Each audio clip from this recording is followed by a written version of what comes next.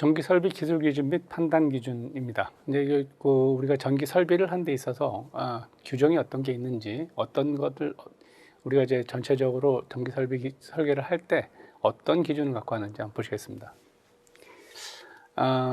총칙인데 전기 설비 기술 기준 및 판단 기준. 이거 기술 기준이라고 하는 거는 이제 전체적인 기술적인 내용에 어떤 이제 전체적 기준을 이렇게 개괄적 기준이고, 판단 기준은 구체적인 기준입니다. 그래서 판단 기준은 아주 세부 사항들이 많이 나와 있고, 기술 기준은 대개 이런 항목을 우리가 규정을 잡겠다라는 그런 차원의 내용들이 있습니다.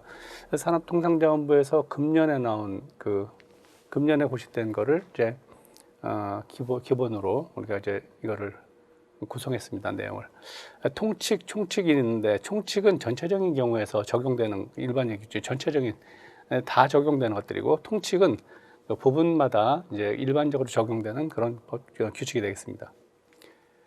목적에서 기술 기준 1조 및 판단 기준 1조, 이렇게 해서 기술 기준 따로 판단 기준 따로 적용되는 내용을 좀 같이 한번 써봤는데, 목적에 보면 기술 기준의 목적, 그래서 발전, 송전, 변전, 배전 또는 전기 사용을 위해서 시설하는 기계기구, 댐, 수로, 저수지, 전선로, 보안 통신선로, 그 밖의 시설물의 안전에 필요한 성능과 기술적 요건을 규정하는, 이게 개괄적인 아주 대전제입니다. 전체적으로 봤을 때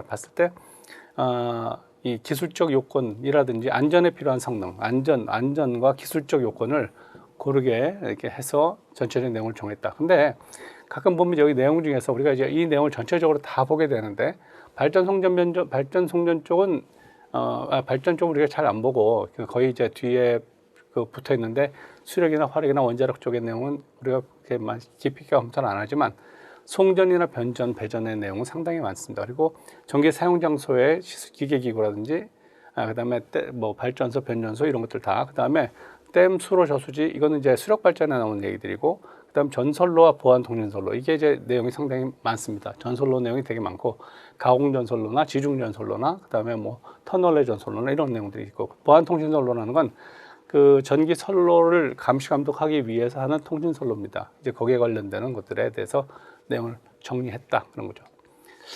판단 기준의 목적은 전기 설비가 기술 기준의 전기 공급 설비 및 전기 사용 설비의 안전 성능에 대한 구체적인 기술적 사항입니다. 안전 성능에 대한 구체적인 기술적 사항이다. 그래서 판단 기준이 이제 거의 전체적인 내용은 다 판단 기준을 목적으로 하고 있고, 기술 기준도 이제 적용되는 부분들 하나씩 골라서 집어넣는다 이겁니다.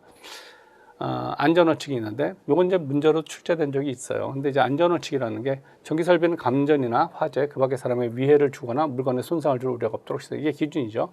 감전이나 화재에 대해서 문제가 없게 시설을 해라. 그 다음에 전기 설비는 사용 목적에 적절하고 안전하게 작동해야 되고, 손상으로 인해서 전기 공급에 지장을 주지 않도록 시설해야 된다. 그 다음에 세 번째가, 전기 설비는 다른 시설물에 전기적 또는 자기적인 장애를 주지 않도록 시설. 이것이 안전원칙의 대명제입니다. 문제가 어떻게 나왔는가 좀 보시면, 문제가 전기 설비 기술 기준에 관한 규칙은 발전, 송전, 변전, 배전, 좀 바로 보신 거죠. 전기 설치하는 기기기구, 그 다음에 어떤 거를 규정했느냐, 전선로와 보안통신선로라고 그랬죠. 전선로와 보안통신선로. 여기서 나오는 이제 급전소는 전기를 이제 우리가 이제 계통을 통제하는 장소가 이제 급전소가 되겠고, 그다음에 약전류 전선이라는 건 이건 이제 통신선로에 관련된 얘기고요. 그 다음에 옥내배선과 옥외배선. 옥내배선은 어차피 실내에서 나오는 거고, 옥외배선은 집 바깥에서 벌어지는 얘기들을 정리한 것들이죠. 정답은 여기서 전선로 및 보안통신선로입니다. 이건 여러분 좀 주의 깊게 봤기 때문에. 그 다음 전기설비 기술 기준 안전원칙과 관계없는, 안전원칙과 관계없는 건 나왔는데, 여기 보면은 다 안전원칙 같아요. 보면 이제 사람이나 다른 물체에 손상을 주지 않도록 한다. 그 다음에 기계 노동자에 의한 전기 공급에 지장을 주면 안 된다. 그다음에 다른 전기 설비 기능에 정기적 또는 자기적인 안전원칙 장애를 주지 않도록 한다. 굉장히 대명제죠. 그다음에 여기 에너지 효율적인 이용 신기술 신공법의 개발 및 활용 등 지장을 주지 아니하도록. 원래는 이 네 가지가 다 안전원칙의 내용에 있습니다. 안전원칙에 따른 분류로 들어가서 전기 설비에 관련된 관련 법규에서는 이 네 가지를 안전원칙이라고 하는데, 이 네 번째 거는 전기 설비 기술 기준에 있는 것이 아니고 시행령에 있는 겁니다. 시행령에. 그래서 이 답이 이거가 되겠습니다. 그래서 이런 건 내용이 상당히 불편하죠. 이렇게 나가면 시험 문제에서 어려운 문제일 수 있죠. 어쨌든 전기 설비가 다른 물체나 사람에게 위해를 손상을 주지 않아야 되고, 전기 공급에 지장을 주지 않아야 되고, 정기적 및 자기적인 안전원칙에 주지 않아야. 이거는 2010년도 정도 됐을 때는 이게 문제가 됐어요. 그러니까 예를 들어서 전기 설비 때문에 철탑 때문에 뭐 건강에 위치한 문제가 있다든지 전기 설비에 대해서 전자파에 관련되는 문제가 있어서 그 기준들은 많이 보강을 했거든요. 어쨌든 다른 설비나 사람에게 전기적 또는 자기적인 안전원칙 장애가 있어서는 안 된다. 굉장히 강조되는 거죠. 요즘 많이 강조되는 내용입니다. 그래서 그 정답은 에너지 효율적인 이용 신기술 신공법의 개발 활용 등에 지장이 없을 것 이렇게 되는데, 이거는 전기사업법이라고 해요. 전기사업법이 있고 전기공사업법이 있는데 그 다음에 기술 기준 및 판단 기준이 따로 있죠. 이게 다 따로따로 있는데 전기사업법 시행령에 들어가 있는 내용이다. 네. 용어입니다. 용어 뭐 굉장히 잘 출제되는 문제고, 용어는 일단은 발전소 그러면 발전소는 전기를 생산하는 게 발전소죠. 전기를 생산하는 그 장소가 발전소인데 이것도 요즘 약간 변했습니다. 발전기나 원동기나 연료전지라든지 태양전지, 여기까지는 여러분이 많이 이해할 수 있어요. 뭐 요즘 연료전지도 많이 여러분들이 뭐 생각하고 있고, 태양전지 뭐 여러분 굉장히 잘 아실 수 있고, 해양에너지 발전 이런 것도 있습니다. 해양에너지 발전 뭐 예를 들어서 조력에너지라든지 뭐 파력에너지라든지 이런 것들. 그 다음에 들어간 게 뭐냐면 전기 저장 장치입니다. 이거는 ESS라 그래갖고 요즘 에너지 그 저장 스토리지 시스템이죠. 그래서 전기 저장 장치나 이런 것들이 이제 요즘 각광을 받고 있죠. 전기 저장이 그 밖에 기계기구 이걸 다 발전소의 권역에 들어가 있습니다. 전기 저장 장치도 저장했다가 또 뺏어 쓸 수 있기 때문에 필요할 때 뺏어 쓴다. 그래서 이제 발전소가 될 수 있다는 거죠. 그래서 여기서 이제 비상용 예비 전원 얻을 목적으로 이거 비상용 발전기가 있는데, 이것도 지금은 또 이제 활용을 하는 방법들이 또 막 나오고 있습니다. 휴대용 발전기 같은 거 제외하고 이런 것들을 이용해서 전기를 생산하는 원자력이나 화력이나 신재생 에너지, 풍력이나 태양광 같은 거죠. 신재생 에너지 등을 이용해서 전기를 발생시키는 것과 양수 발전, 물을 퍼서 올려서 전기 저장 장치 이게 들어가 있다는 거죠. 전기 저장 장치가 전기를 다른 에너지로 변화해서 저장 후에 전기를 공급하는 것, 굉장히 많이 변화합니다. 이게 원래 전기 저장 장치가 있던 게 아니었거든요. 그래서 이 부분은 좀 감안하고 계셔야 될 것 같습니다. 다 발전소의 영역 안에 있는 것들입니다. 그래서 전기저장 시설의 발전소 정의에 포함 비상전원을 겸하는 전기저장 장치 등은 적용을 위해서 평상시 상용전원과 병렬운전이 가능하고, 상용전원의 정전 시 수용용소 이외의 상용용소로 전력이 공급되지 않도록 규정되어 있다. 그러니까 그 수용장소에서 쓸 수 있는 겁니다. 다른 데로 판매는 안 되지만 자기네가 이런 저장 장치를 갖고 있다가 병렬운전 하다가 뭐 상용전원, 한전에서 주는 전기가 정전나면 이때 이거를 만들어서 자기가 쓸 수 있도록 하는 것이죠. 그다음 변전소라는 거는 전압을 바꿔서 딴 데다 보내면 이제 변전소가 됩니다. 전기를 받아서 변전소의 밖으로부터 전송을 받은 전기를 변전소 안의 시설에서 변압기나 전동발전기나 회전별류기 이런 것들이죠. 변압기나 전동발전기나 회전별류기나 정류기 그 밖에 기계기구에서 변성해서 내보내는 거죠. 다시 변전소 바깥으로 내보낼 때 이걸 변전소라고 한다. 그래서 변전소는 우리가 5만 볼트 이상일 때 변전소에 보내습니다. 5만 볼트 이상일 때. 뭐 한 3,000볼트, 2,000볼트 이런 거는 이제 변전소라고 안 하고 그냥 변압기에 의해서 전압을 바꾸는 건데, 변전소라 그래서 사람이 근무하는 장소잖아요. 이런 데는 5만 볼트 이상, 무인 변전소도 있습니다, 물론. 그래서 전기사업법 시행규칙 2조에서는 전기사업법이 또 나오죠. 전기사업법에서는 이거 변전소라 하면 변전소 바깥으로 전압 5만 볼트 이상의 전기가 전송받아서 바꿀 때 전압을 올리거나 내리거나 또는 전기 성질을 변경시켜서 HDC 바꾼다는 이런 거죠. 해서 변전소 밖의 장소에 전송을 목적으로 설치하는 변압기나 그 밖의 설비의 총합계가 이건 다 변전소라고 한다. 이렇게 본 거죠. 그다음 개폐소라고 하는 게 있어요. 개폐소는 전기를 넣고 끊고 하는 거죠. 그죠? 개폐소 안에 시설은 개폐기 및 기타 장치에서 전로를 개폐, 열고 닫고 하는 거죠. 열고 닫고 하는 그런 발전소나 변전소, 수용장소 이외의 곳에서 할 때 그걸 개폐소라고 한다. 급전소가 굉장히 중요합니다. 이 급전소는 전기를 공급한다 이런 뜻인데, 전력 계통의 운영에 관한 지시를 하는 것. 이건 여러분 반드시 외우셔야 돼요. 급전소의 정의, 그죠? 전력 계통의 운영에 관한 지시. 그래서 뭐냐면 계통 운영에 관한 지시니까 사고 응급 조치도 들어갈 수 있고, 그죠? 급전 조작을 할 수 있다. 그래서 이게 급전소입니다. 급전소. 전력 공급을 총괄하는 기관으로 전력 사용 현황에 따라서 발전소 가동 및 중지 명령 이런 걸 할 수 있는 거죠. 발전소를 가동시킬 수 있고 중지 명령을 할 수 있고 송전망 상태의 실시간 파악을 할 수 있고. 그다음 발전 및 송전 설비 관리, 그다음에 주파수 조종이죠. 주파수 조종 같은 역할을 한다. 이런 역할 1, 2, 3 정도는 기억하고 계셔야 돼요. 그래서 첫 번째가 뭐냐면 발전소 가동 및 중지 명령, 송전망 상태의 실시간 파악 또는 발전 및 송전 설비 관리, 표준 주파수 조종 이런 것들을 한다. 기억해 주셔야 될 것 같고, 전솔로라는 걸 여러분이 많이 할 텐데, 전솔로는 대개 그 전에 정의할 때는 요즘 이제 그렇게 정의하지 않지만 7개가 있었습니다. 가공송전솔로, 알죠? 지중송전솔로, 터널내 전솔로, 옥상 전솔로, 그다음에 그 수상 물위 전솔로, 수상 전솔로 하죠. 물밑 전솔로 있어요. 물밑 전솔로. 그다음에 터널내 전솔로 뭐 이런 것들이 있습니다. 발전소, 변전소, 개폐소 이에 준하는 것. 그래서 전기 사용 장소 상호간의 전선 및 이를 지지하거나 수용하는 시설물을 얘기한다. 연접인입선 중요하죠.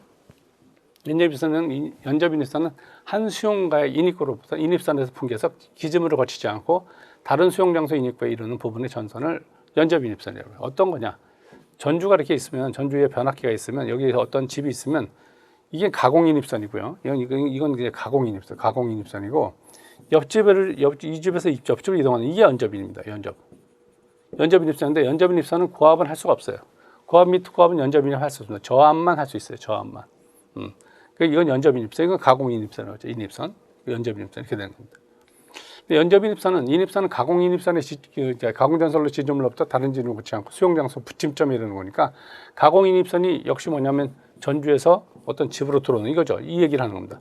그 지점으로부터 다른 지점을 거치지 않고 수용장소 붙임점에 이르는 이게 이제 가공인입선인데, 이미 수용장소에 조형물의 옆면에 시사하는 전선. 근데 그 수용장소 인입구에 이르는 부분의 전선이 바깥에 있는 거, 인입선이라고 하는 거고, 인입선이 이렇게 있어요. 그 중에 연접인입선이라는 건 한 수용장소 인입구로부터 다른 수용장소 인입구까지 가는 거죠. 이거는 규정이 있습니다. 규칙이 있습니다. 이 규칙이 뭐냐면 3가지가 있는데, 요거는 그 5m 이상 도로를 건널 수가 없고, 그다음 직선거리 100m를 넘을 수가 없고, 이런 것들이 있습니다.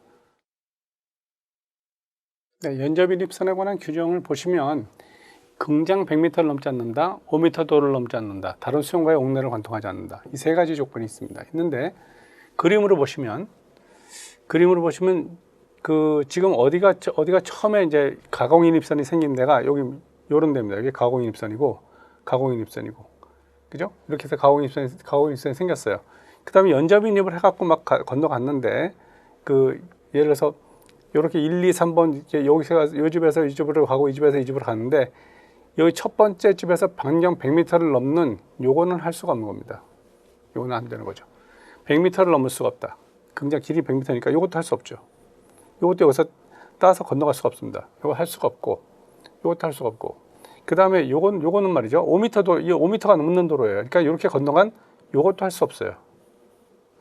5m 넘는 도로 건너갈 수 없다. 다른 수용장소 인입구로 옥내를 관통할 수 없다. 그러니까 이제 이 긍장이라고 하는 건 긍장 많이 나오는데, 긍장이라는 건 완전히 거리입니다. 그냥 거리를 100m죠. 100m를 넘지 못한다는 거죠. 넘지 못하고 5m 도로를 넘지 못하고 옥내로 관통할 수 없다. 그죠?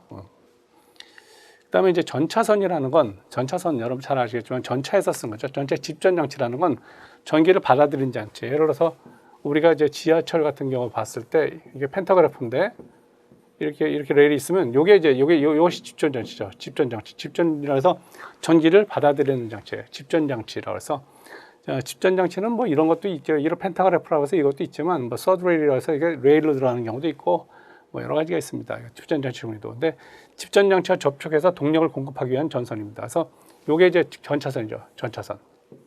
전차선이 됩니다. 광섬유 케이블이라는 건 많이 나와요. 광섬유 케이블, 광신호의 전송에 사용되는 보호표보로 보호한 전송 매체인데 굉장히 좋습니다. 그래서 광신호 케이블을 많이 씁니다. 이제 광신호 케이블, 광섬유 케이블. 그래서 광섬유 케이블 들어가는 거에 대해서는 예외 조항이 굉장히 많습니다. 그다음 지지물이라는 건 여러분 알겠지만 목주, 나무로 만든 거죠. 여러분 보기 힘들죠. 섬에는 좀 남아 있을지 모르겠는데, 군부대나 섬에 목주는 나무로 세운 전주고, 철주 쇠로 된 거죠. 철근 콘크리트, 여러분 많이 보는 길에서 많이 보는 게 철근 콘크리트, CP주라 해서 철근 콘크리트. 그럼 철탑이죠. 철탑. 이와 유사한 시설물로서 전선이나 통신선이자 약전류 전선 또는 광섬유 케이블을 지지하는 것들을 주된 목적으로 하는 거 지지물이라고 한다. 지지물에서 이제 전선을 보내는 게 있고, 지선에서 지선주라는 것도 있어요. 지선을 위한 지선주. 이런 것은 전선주가 아닙니다. 전주가 아니죠.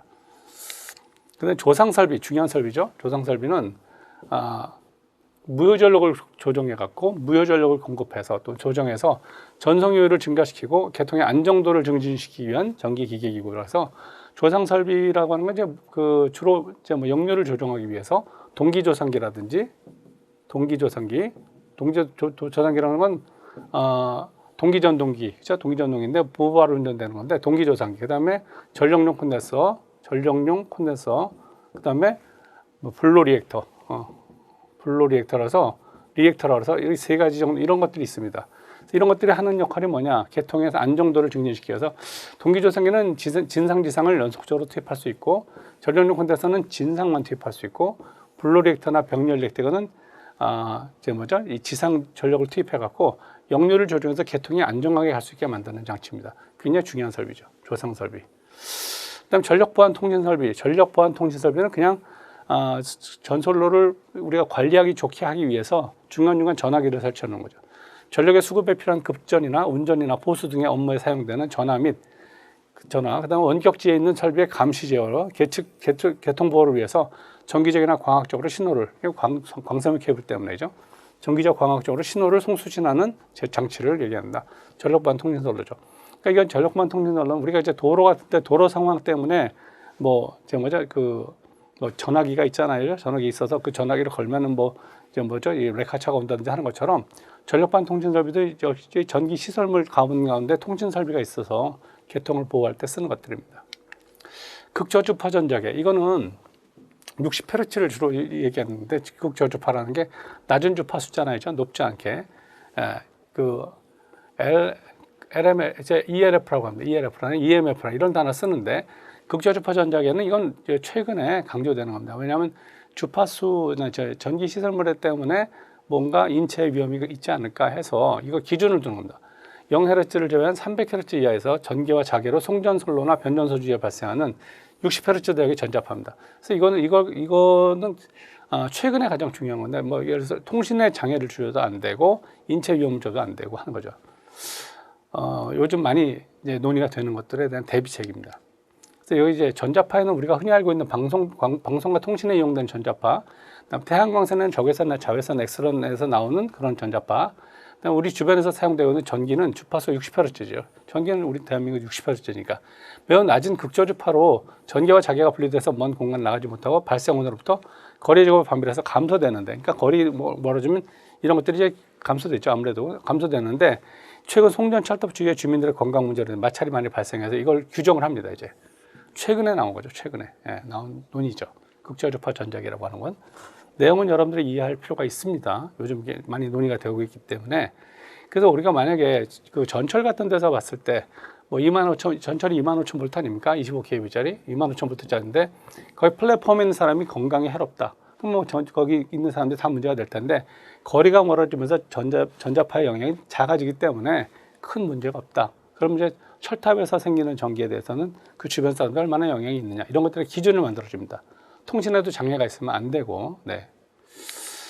설계 홍수위는 이건 이제 이런 내용들은 이제 댐을 설계하는 데 나온 용어니까 주로 계통에서는 논의되지 않는 내용일 수 있는데, 이게 보완된 거기 때문에 설계 홍수위라는 건 이걸 가지고 댐이나 이런 것들을 설계할 때 충분히 물이 어느 정도 올라올 것이냐, 그래서 물을 담아놓으면 어느 정도 물이 찰 것이냐, 그래서 위험 수치는 어느 정도 될 것이냐, 이런 걸 정하는 겁니다. 설계 홍수량이 저수지로 유입될 경우에 이거는 그 여수로 방류량과 저수지 내 저류 효과, 이걸 고려해서 상승할 수 있는 가장 높은 수인데, 이거를 정하려면 100년 동안의 통계 수치도 있어야 되고, 왜냐하면 어느 정도 빈도가 있느냐, 홍수의 빈도가 어느 정도 되느냐, 그 다음에 어느 정도 유역에서 물이 떨어져 어느 정도 면적의 유역의 물이 일로 모여드느냐, 유입되는 물에 이제 그 장소에 따라서 물이 어느 정도 강우량이 생기면 몰려와서 어느 정도 높아질 것이냐 따져줘야 돼.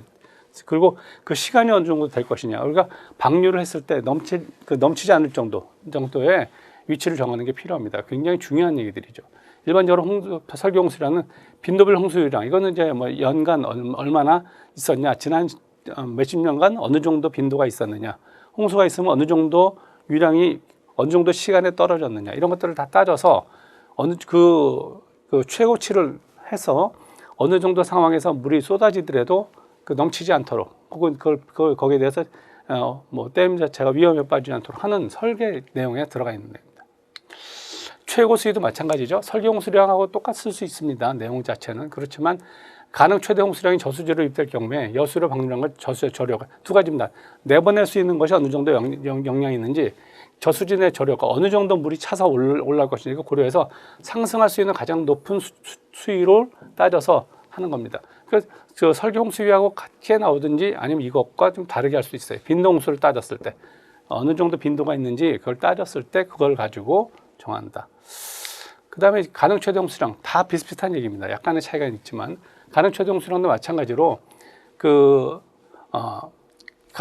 이런 이제 강수량으로 인한 홍수량, 유역에서 홍수량이라고 하는 건 1년에 한두 번 있는 겁니다. 이건 고수위를 넘어서 홍수량은 굉장히 뭐 몇 번 많지 않죠. 많지 않지만 몇 년 동안에 몇 년을 봤을 때 어느 정도 있는지, 그 유역에서의 면적을 따졌을 때 가능 최대 강수량이 어느 정도 되는지, 시간은 어느 정도 걸리는지, 어느 정도 여유가 있는지를 다 따져서 그 유역 면적에 대해서 연중 어느 기간에 물리적으로 발생하는 이론적 최대 강수량이 따져봤을 때 저희 가능 최대 홍수량입니다. 이런 것들은 참고 자료로 따져서 그 댐을 설계할 때 필요한 거죠. 댐 설계는 가장 필요한 자료들입니다. 이게 중요한 얘기죠. 전압의 구분. 전압이라는 게 여러분 생각할 땐 저압이니 고압이니 투압이 있는데, 저압은 일단은 인체의 위험이 적어서 가까이 올 수 있는 전기입니다. 이게 어느 정도 보냐? 직류는 750V 이하로 교류는 600V 이하입니다. 이게 저압의 기준이고, 고압이라고 하는 건 직류는 750이나 교류는 600V를 초과해서, 저압을 초과해서 7000V까지입니다. 7000V까지.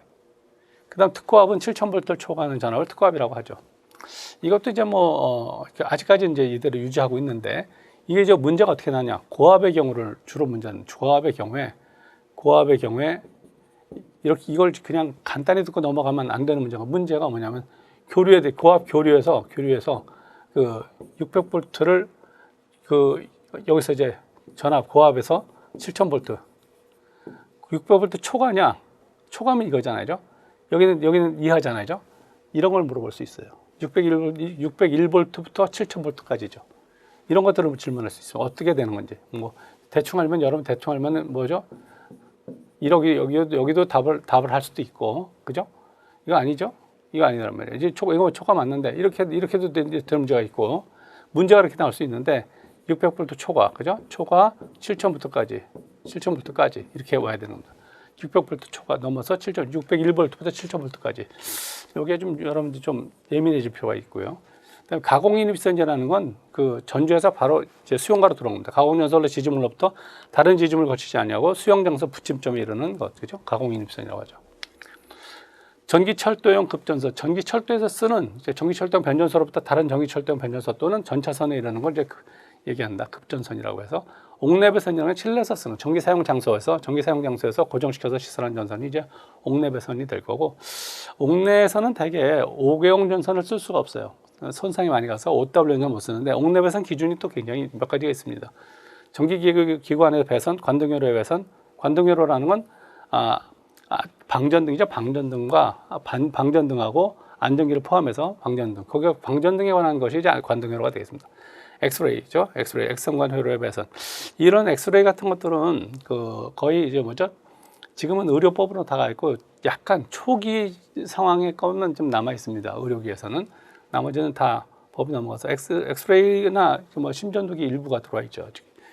회로의 배선이나 전선로의 전선이나 접촉 전선이라는 건 이제 접촉을 해서 전기를 받을 수 있는 거예요. 예를 들어서 놀이동산에서 자동차가 막 천정에서 이제 전기를 받아가면서 간다든지, 또는 공장에서 호이스트해서 전기를 받아내는 이런 것들이죠. 이렇게 해서 우리가 여기다가 고리를 걸어갖고 여기서 작업을 해서 드릴을 막 할 때 이동하면 여기 고리가 움직이면서 전기를 따는 거예요. 이게 접촉 전선이죠. 그 다음에 소세력 회로라는 건 전기가 굉장히 작은 거예요. 이게 통신 제어 회로 같은 거, 주로 이제 출퇴 표시등이 실내에서 쓰는 약한 전선들, 신호용 전선들이 소세력, 출퇴 표시등 회로, 이게 다 소세력에 관계되는 것들이죠. 이런 것들인데, 어쨌든 이런 것들을 뺀 나머지를 다 옥내배선이라고 한다. 그죠? 근데 이제 여기서 전선로의 전선, 이 전선로의 전선은, 옥내배선의 전선로의 전선은, 이거는 이제 그 옥내배선이니까 전선로 전선이 들어오기가 어려울 수도 있는데, 예를 들어 변전소가 여기 왔는데, 변전소에서 이 건물이고 이 건물이고, 그런데 이 건물에 전기를 공급한다 그러면 이렇게 통과를 해야 되는, 이게 옥내전선입니다. 정선, 이런 건 다 빼라 이거죠. 옥내전선. 실내에서 쓰는 전선이지만 이거는 옥내배선에 해당되지 않는다. 옥측배선은 건물 옆에 붙은 겁니다. 예를 들어서 가공해서 전기를 따서 이게 가공전선이죠. 이렇게 따서 붙여서 갈 때 이제 옥측배선입니다. 건물 옆에 붙어 있을 때 옥측배선. 5개의 전기 사용 장소에서 그 전기 사용 장소에서 전기 사용을 목적으로 조형물이라는 건 그 집 옆에 붙어 있는 무슨 외벽에 붙어 있는 여러 가지 조형물이라고 해요. 거기 고정시켜 치선하는 전선을 말한다.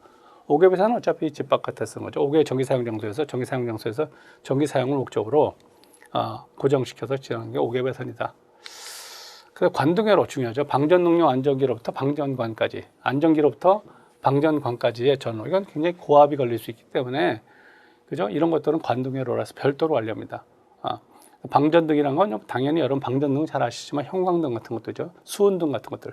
방전관의 발광을 이용해서 조명하는 조명용 광원이죠. 이런 종의 광원에는 방전관 외에 발광을 용이하게 하고 발광을 용이하게 하려고 형광물질을 바르면 형광등이 되는 거잖아요. 안정된 광출력을 유지하기 위해서 트랜스나 그 안에 내부에 들어가죠. 초크라든지 콘덴서 및 전압 안정기 등의 부속품이 필요하죠. 요즘 여러분 초크 보기 힘들지만 옛날에 형광등 초크 다 있었죠. 그다음에 그 콘덴서도 들어가죠. 거기에 안정기 속에 그런 안정기, 전압 안정기나 이제 처음에 상태를 안정하게 하기 위해서 쓰는 건데 이런 것들 다 포함해서 하는 거다. 그다음 수은등은 수은증 기업에서 쓰는 거고 크세논 아크등은 크세논 제논 증기를 써서 하는 거죠.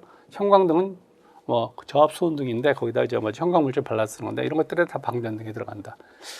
방전등용 안전기는 방전등을 유지하려니까 전원의 출력 전압을 일정하게 유지하기 위해서 삽입하는 전압 안정기 등이 서미스터 온도 측정이죠. 발진 출력을 안정하게 하는 장치 같은 것들이 들어간다. 주로 안전기는 방전등을 가동하기 위해서 방전등이라는 게 이제 전기가 여기 코어 있고 여기 이제 그 전원이 이렇게 연결되는데 여기서 이제 뭔가 나가서 이렇게 전달이 돼야 되지 않습니까? 근데 이게 이 공간을 통해서 전자가 발산돼서 나머지 쪽으로 옮겨가려면 굉장히 고압이 걸려야 되죠. 이때 이 고압을 만들어주는 장치가 안전기에 있는 겁니다.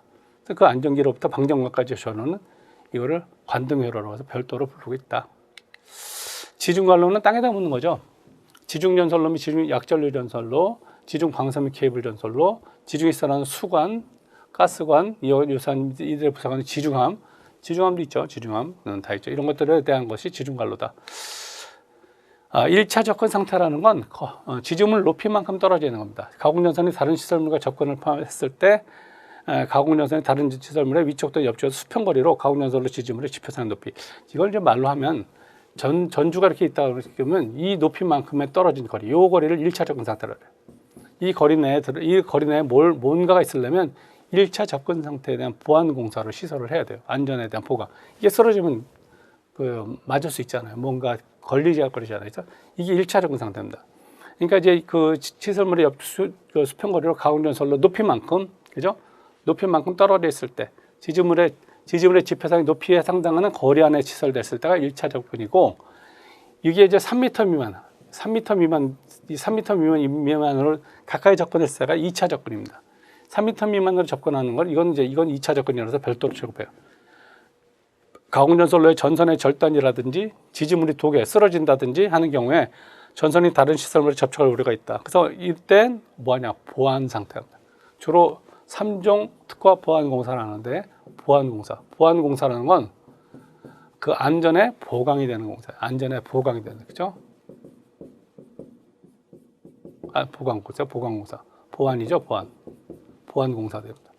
1차 접근 상태, 2차 접근 상태 중요한데 1차 접근 상태는 나중에 이제 3종 특화 보안 공사를 할 것이다. 그래서 어쨌든 지름을 높이만큼 떨어진 걸 1차 접근 상태라고 한다.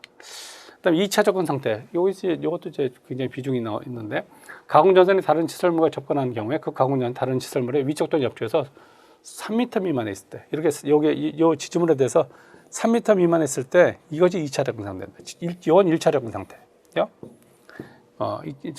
접근 상태라고 하는 건 1차 접근 상태나 2차 접근 상태 합쳐서 이제 접근 상태라고 하는데 2차 접근 상태 특히 중요하죠. 그래서 시가지에 있는 건물들을 다 대개 다 2차 접근 상태입니다. 도로에서 그 옆에 다 있잖아요. 가로등이 있는데 가로등들이 건물하고 인접해서 3m 이하가 다 되니까 접근 상태 전부 다 떨어져 있죠. 그다음 리플 프리 직류라고 하는 건 리플이 없는 직류가 됩니다. 리플이라는 건 교류를 직류로 바꿔서 정류했을 때 약간 리플, 교류 성분이 남아있는 게 리플이라고 하는데 교류를 직류로 변환할 때 리플 성분을 10% 이하 포함한 직류를 리플 프리 직류, 리플에 대한 그 리플이 없는 직류라고 생각할 수 있다. 이제 10% 미만일 때. 그러니까 이게 이제 리플이죠, 리플. 여기 이제 전기를 정류해서 맨 마지막에 나오는 요게 이제 리플입니다, 리플.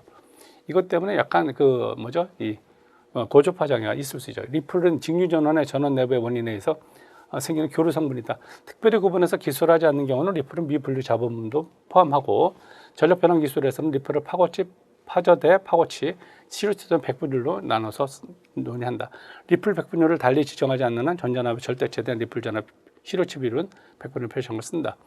그 리플 프리 직류라는 용어도 요즘은 많이 좀 보입니다. 10%다, 10%. 이격거리는 떨어져야 될 물체의 표면간의 최상거리. 이건 이격거리를 따질 때는 바람이 불어서 가장 많이 접근했을 때가 이격거리예요. 그러니까 축 처져서 아무 일도 없을 때 거리가 아니고 바람이 불어서 가장 접근했을 때 거리가 이격거리가 되겠습니다. 가섭선이라는 말도 나오는데 가섭선은 지지물에 가설되는 모든 선은 다 가섭선이에요. 전선을 포함해서 통진선 또는 뭐 거기 지지선 다 가섭선이라고 합니다. 분산항 전원이라는 말 많이 쓰는데 이거 뭐냐면 태양광 발전지라든지 풍력 발전 같은 신재생 에너지를 분산항 전원이라고 하죠. 이건 뭐냐면 중앙급전 전원과 구분돼서 그 한전에서 줘서 중앙급전 전원에서 저 한전에서 공급되는 선이 아니고 전력 소비 지역 부분에서 분산해서 예를 들어서 태양광 같은 거는 그 이렇게 전선로가 가기에는 너무 비용이 많이 들고 그 집이 이제 몇 개 안 될 때는 거기서 전기를 만들어서 쓰도록 하는 게 분산항 전원이죠. 전력 소비 지역 부분에 분산해서 배치 가능한 전원, 상용 전원은 정전 시에만 사용하는 비상용 전원은 제외하고 신재생 에너지 발전 설비를 포함해서 한다. 그래서 대개 분산항 전원 가장 여러분이 잘 아시는 건 태양광 발전이나 풍력 발전을 얘기한다. 이런 걸 분산항 전원을 한다. 계통 연계라는 건 분산항 전원에서 전기를 생산해서 일반 전력 계통에다 공급하는 걸 계통 연계라고 해요. 이게 아니면 독립형 전원이죠. 자기만 쓰게 하는 거는 분산항 전원, 즉 풍력이나 태양광 발전에서 만든 걸 송전 사업자나 배전 사업자의 전력 계통에 접속해서 그러려면 동기화를 시켜서 넣어야 돼요. 그러니까 태양광 발전에서 만들어진 전기를 그 축전지에다 넣었다가 이거를 인버터로 해서 동기화 시켜서 계통에다 공급합니다. 계통에다 공급하죠. 이렇게 하는 겁니다. 이런 과정을 거쳐야 돼요. 그 분산항 전원이나 태양광 발전이나 풍력 발전처럼 지역의 필요와 특성을 따라서 건설되는 발전 형식을 말하고 생산된 전기를 자체에서 소비하는 독립형이 있고 자기가 쓰겠다 독립형이고 전력 계통으로 접속해서 계통의 전력을 공급할 수 있는 게 계통 연계형이다. 이렇게 생각하시면 돼요. 충분히 이해하셨을 것 같고 단독 운전이라는 건 전력 계통의 일부가 전력 계통의 전원과 정기적으로 분리된 상태에서 분산항 전원에 의해서만 이거 뭐냐면 이제 단독 운전 독립 전원이라고 하고 독립형이죠. 독립형. 이게 단독 운전. 자기가 생산한 전기를 자기가 쓴다. 이게 단독 운전이 될 수 있습니다. 계통 연계하고는 좀 반대가 되죠. 계통 연계에 관한 얘기는 일단 이렇게 하려고 그런다면 여러 가지 문제가 있을 수 있어요. 이 분산항 전원이라는 게 알고 보면 상당히 불균질한 전기고 그다음에 알고 보면 상당히 악성 전기라고 할 수 있는데 이거를 어떤 면에서는 잘 살려서 계통에서 우리가 일반적으로 쓰는 전기로 만들어서 공급한다. 이거 하는 과정에는 상당히 많은 기술적 요소가 필요합니다. 인버터라는 거는 우리는 이제 뭐 주로 컨버터에 관한 얘기를 많이 하는데 인버터는 직류를 교류로 만들죠. AC를 DC로 그렇죠. 직류를 교류로 만들어서 보내는 장치입니다. 전력용 반도체 소재 스위칭 작용을 이용해서 직류 전력을 교류 전력으로 변하는 장치를 인버터라고 한다. 인버터라고 하죠. 접속 설비. 공용 전력 계통으로 특정 분산형 전원 설치자의 전기 설비에 이르기까지 전선로. 이걸 접속 설비라고 한다. 공용 전력 계통의 일반 계통인데 여기서부터 특정 분산형 전원, 태양광이나 풍력 전원 설치자의 전기 설비에 거기다 설치하는 거죠. 개폐 장치, 모선, 이와 관련한 설비를 접속 설비라고 한다. 용어는 한번 여러분 검토하시면 좋겠습니다. 그다음 대지전압, 이건 중요한 얘기인데 대지전압이란 그야말로 대지, 땅과의 전선과 대지와의 전압. 전선이 가압됐으니까 대지, 땅과의 전압이 이것이 이제 대지전압이고 접지식 선로는 대지전압은 전선과 대지 사이의 전압. 접지식 선로에서는죠. 대지전압이고 비접지식, 접지가 안 돼 있다면 이 전선과 임의의 다른 전선, 그렇죠? 전선과 임의의 다른 전선, 다른 계통 전선이죠. 그 사이의 전압을 대지전압이라고 한다. 근데 여러분들이 주로 사용하는 건 사용전압이에요. 성간전압이죠. 여러분 220V 전부 다 성간전압입니다. 그 사용전압이에요. 사용전압. 사용 전압이 여러분이 주로 많이 알고 있는 380V, 220V 다 이건 사용 전압에 관한 거고, 대지 전압은 일종의 지락이라든지 이런 거 벌어졌을 때 나는 사고 전류라고 생각하시면 되겠어요.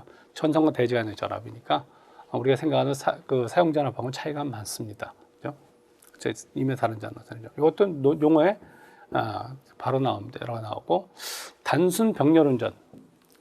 자가용 발전기를 배전계통에 연계해서 운전하되 그 자가용 발전 설비를 배전계통에 연결해서 운전하는 거예요. 자가용 발전 설비는 뭐냐면 전기 설비를 전체 세 가지로 나누는데, 하나는 전기 사업자용 전기 설비예요. 그건 뭐냐면 그 한전 설비죠. 송배전 설비 같은 거 얘기하는 거고, 그다음에 일반용 전기 설비는 우리가 보통 알기 쉬운 실내에서 쓰는 모든 건 일반용 전기입니다.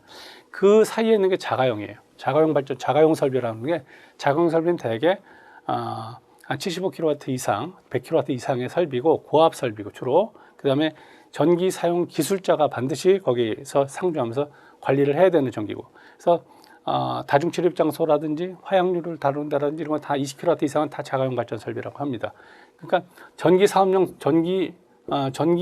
설비하고 사업용하고 일반용하고 사이에 자가용 있죠. 자가용 전기 설비 있습니다. 자가용 전기 설비는 되게 고압 이상이에요. 그렇죠? 이렇게 돼서 쓰는 거다. 자가용 발전 설비를 배전계통에 연계해서 운전하되 생산한 전력의 일부를 자체적으로 소비하기 위한 것. 자기 발전 설비에서 계통에서 판매도 하고, 생산한 전력 일부를 자체적으로 소비도 하고, 이렇게 하는 거죠. 그래서 생산한 전력이 연계계통으로 유입되지 않는 병렬 형태를 얘기한다. 단순 병렬 운전. 해양에너지 발전 설비는 조력이나 조립 화력, 이런 조류 발전 같은 거 얘기 많이 들었지만, 여러분이 뭐냐면 조수 간만의 차를 이용해서 물이 빠져나가는 걸 이용해서 발전하는 설비죠. 파력은 파도의 힘을 갖고 하는 발전 설비고, 이런 것들을 전기 생산하는 장치고, 전기 저장 장치는 전기를 저장하고 공급하는 시스템, 굉장히 중요합니다. ESS, 에너지 스토리지 시스템에서 전기 저장 장치가 최근에 굉장히 중요한 내용으로 부각되고 있습니다. ESS, 에너지 스토리지 시스템을 소개하고 있는데, 발전소에서 과잉 생산된 전력을 저장해 두었다가 일시적으로 전력이 부족할 때 송전해주는 저장 장치를 말한다. 이건 전기를 모아둔 배터리와 배터리를 효율적으로 관리해주는 관련 장치들이 있고, 배터리식 ESS는 리튬이온과 황산화나트륨을 사용한다. ESS는 친재생 에너지를 안정적으로 공급하기 위한 필수적인 미래 유망 사업이다. 지금은 이것이 다양한 방법으로 지금 논의를 하고 있습니다. 에너지 스토리지 시스템은 지역에서 건물마다 설치할지, 구역마다 설치할지 해서 이게 들어가서, 이 전기 과잉 생산전기가 저녁에 우리가 전기 잘 쓰지 않더라도 발전소에서 생산한 전기가 있으니까, 그런 전기를 그냥 소비돼서 없애지 말고 그걸 저장했다가 필요할 때 다시 한번 써보자, 이런 뜻이죠. 에너지 저장 시스템은 5가지 요소가 있다. PCS 요소가 있고, PMS 요소가 있고, 배터리가 있고, BMS 요소가 있고, 변압기 차단기 케이블 개정기 요소, 이렇게 구성하는 요소예요. 구성하는 요소. 참고로 보시기 바랍니다. 네, 스털링 엔진이라는 것도 요즘 조회해 보면 굉장히 많이 나오는 얘기인데, 스털링은 실린더 내부의 밀봉 작동, 유체 가열 및 냉각했을 때 온도 변화에 따른 체력 변화에 의한 운동 에너지를 이용하는 외연기관. 굉장히 종류도 다양합니다. 예를 들어서 어떤 컵에다가 뜨거운 물을 집어넣고 그 위에다가 이제 이걸 스털링 엔진을 이렇게 올려놓으면, 이렇게 이렇게 바퀴가 달려 있고, 이렇게 넣으면 이 안에 이제 물에서 나오는 증기 때문에 이 체적이 늘어났다 늘었다가 또 빠지면 줄고, 이 변화 때문에 여기 있는 휠이 도는 거예요. 돌면서 회전을 하게 되죠. 회전하는데 굉장히 빠른 회전인데, 물론 이 온도가 식으면은 이건 중단하지만, 뜨거운 게 있을 때는 계속 동작을 합니다. 열을 가지고 이 회전체를 돌려서 전기를 생산할 수도 있죠. 근데 이 스털링 엔진을 이용해서 요즘 나온 얘기는 어떤 보일러 회사에서 스털링 엔진을 이용한 걸 개발을 했어요. 그래서 뭐냐면 보일러를 써서 이제 우리가 난방으로 쓰지 않습니까? 쓰는데 그 난방으로 쓰는 열 손실을 없애지 않고 그 열을 가지고 다시 스털링 엔진을 굴려서 전기를 만들어내는. 그래서 스털링 엔진을 보일러를 떼는 동안에는 전기를 1kW 정도는 실내에서 쓸 수 있게 만들어주는 그런 이제 역할을 하기도 하는데, 이 스털링 엔진을 쓰는 부분들이 이제 용어에 들어와 있습니다. 앞으로는 이게 아마 이제 또 설비에 이용하는 걸로 들어갈 것 같은데, 아마 이런 걸 실제로 동작하는 걸 보시려면 어떤 인터넷에 접속해서 스털링 엔진을 조회해 보면 동작하는 걸 상당히 많이 볼 수 있어요. 실제로 이건 종류도 많고요. 2차 접근 상태는 가공연선의 위쪽 또는 옆쪽에서 2차 접근, 이건 뭐냐면 1차 접근은 지중물 높이만큼 떨어진 거고 2차 접근은 3m 미만, 수평거리 3m 미만일 때 2차 접근이라고 한다. 그죠? 전력계통 운영에 관한 지시를 어디서 하느냐? 급전소에서 하죠. 급전소. 계통 운영에 관한 지시를 합니다. 그래서 뭐 발전을 하는지 중진하지, 발전을 하는 걸 지시하든지 중지를 하든지 이렇게 하는 거죠. 변전소는 5만 볼트 이상일 때 발전소 안에는 ESS도 전력 저장 장치도 들어가 있다. 생각하셔야 됩니다. 지중관로에 대한 정의를 오른 거죠. 이렇게 나오면 굉장히 복잡하죠. 여러분 생각할 때는 지중관로 잠깐 봤는데 지중전선로, 약전전선로, 지중매설지선로 말한다. 그런 것 같기도 하고, 그다음에 지중전선로, 지중약전전선로, 복합 케이블선로, 이와 기타 유사한 거면 이들의 부속하는 지중함을 말한다. 이것도 그럴듯하고, 완전히 지중관로에 대한 정의는 뭐였느냐 그죠? 지중전선로나 지중약전전선로, 지중에 시설하는 수관 및 가스관과 지중매설정지. 여기까지 얘기하면 이 셋 중에는 이게 제일 좋을 것 같아요. 그죠? 그런데 네 번째 거 보니까 지중전선로, 지중약전전선로, 지중광섬유 케이블 선로, 지중에 시설하는 수관, 가스관, 기타 유사한 것 및 이들의 부속하는 지중함. 이게 답입니다. 그래서 정확하게 여러분들이 분간할 수 있어야 돼요. 유사하게 나올 수가 있으니까. 지중관로와 관로란 지중전선로, 지중약전전선로, 그 다음에 지중광섬유 케이블 선로, 지중에 시설하는 수관, 그 물 들어가죠? 가스관. 이게 뭐냐면 수관, 가스관이 여러분 뭐냐면 이게 여러분 쓰는 뭐 수돗물에 관한 수관이냐, 가스관도 예를 들어서 뭐 그 뭐죠?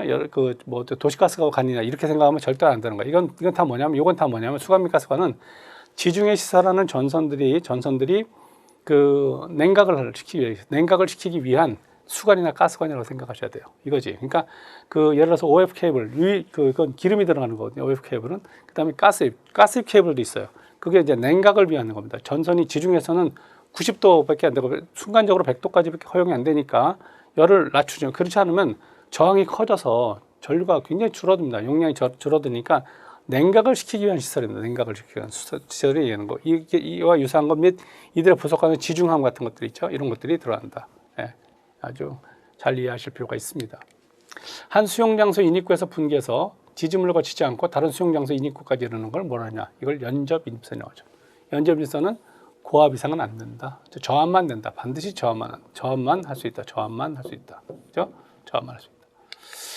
관등회로는 무엇이냐? 관등회로는 방전능력 안정기로부터 방전관까지의 전로, 그죠? 방전능력 안정기로부터 방전관까지 전로. 이게 이제 관등회로다. 고압에 해당하는 전압은 얼마냐? 고압에 해당하는 전압, 직률은 750V, 교류에 있어서는 600V를 초과해서, 그죠? 750V, 교류에서는 600V를 초과해서 7000V 이하인 거죠. 요게 이제 요것이 정의에 맞습니다, 그죠? 요 맞고, 그다음에 이제 이렇게 나오죠. 교류 600V 이상이냐, 그죠? 초과 이상이면 거기서부터 시작이잖아요, 초과. 그 다음에 7000V 넘는 건 이건 다 뭐냐면 7000V 초과하는 건 이게 특고압이다, 그죠? 특고압이죠. 직류에 있어서는 750V로 교류해서 600V 넘고 7000V 이하인 것을 말한다. 그래서 용어는 여러분이 뭐 특별하게 고전하지 않을 텐데 한 2번 정도 좀 잘 자세하게 읽어보시고 그 다음에 아까 스털링 엔진 같은 거 한번 찾아서 한번 보시고 해서 정의를 하시면 되겠습니다. 네.